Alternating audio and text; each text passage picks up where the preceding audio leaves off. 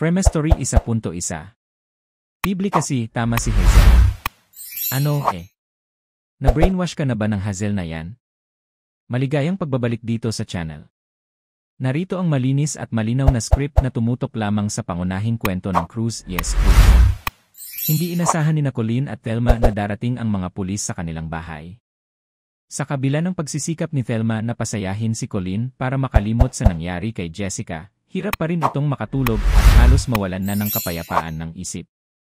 Dahil dito, naisipan niyang uminom ng sleeping pills pero hindi nakatulong ang gamot. Nakiusap sina Andrea at Jeffrey na huwag niyang saktan ang sarili, at nangako naman si Colleen na hindi niya ito gagawin, ang nais lamang niya ay makatulog at magkaroon ng kapayapaan. Samantala, patuloy siyang tinituligsa ni Hazel at sinasabing dapat siyang usigin ng sariling konsensya at mapanaginipan si Jessica. Dahil dito, lalo pang lumala ang sitwasyon hanggang sa tuluyan ng mag-file ng kaso si Hazel at lumabas ang warrant of arrest para kay Colleen. Naluha si Thelma habang nakikita ang anak na natatakot na makulong. Pinangakuan sila ni Manuel na gagawin ng pamilya ang lahat upang ipaglaban si Colleen.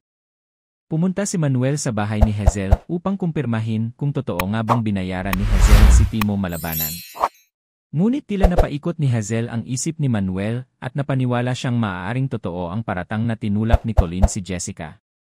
Pagbalik niya sa kanilang bahay, nabanggit niya kay Thelma na baka may katotohanan ang sinabi ni Hazel, dahilan para magalit si Thelma at sabihing malinaw na na-brainwash si Manuel. Ayon kay Thelma, kilala nila ang ugali ni Hazel, kaya nitong sirain ang pamilya at ipahamak si Colleen. Naguluhan si Manuel dahil ramdam niya ang bigat ng sitwasyon. Sa huli, dinala na si Colleen sa presinto at niyakap na lamang siya ni Thelma habang umiiyak. Muling sinabi ni Hazel kay Thelma na isuko si Colleen upang magkaroon ng hustisya para kay Jessica. Yan ang dapat abangan sa susunod.